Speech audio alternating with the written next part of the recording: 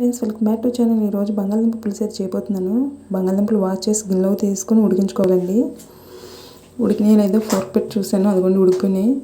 ఆ ఉడికిన తర్వాత ఉలుసుకుంటున్నాను. ఉలిసిన తర్వాత బంగాళదుంప పులుసు అయితే చాలామంది తెలియదంట. వాళ్ళ కోసం అయితే ఈ వీడియో చేశాను. టూ పీసెస్ కింద అయితే కట్ చేసుకున్నాను. నేను కావాలని చిన్న చిన్న దుంపలు అయితే తెచ్చుకున్నాను అండి పులుసుకి. ఆనియన్స్ వేసుకున్నాను. అవి కొంచెం వేగాక బంగాళదుంప ముక్కలు అయితే యాడ్ చేశాను.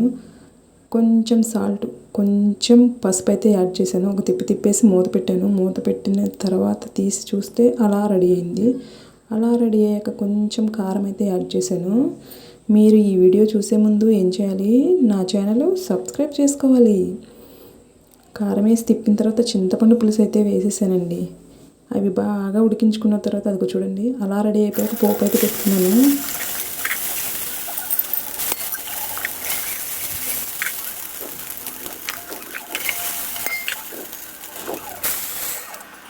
అంతేనండి, మా హస్బెండ్కి ఎంతో ఇష్టమైన బంగాళదుంప పులుసు. ఈ రెసిపీ మీకు నచ్చితే ట్రై చేయండి. Thank you for watching. Bye bye.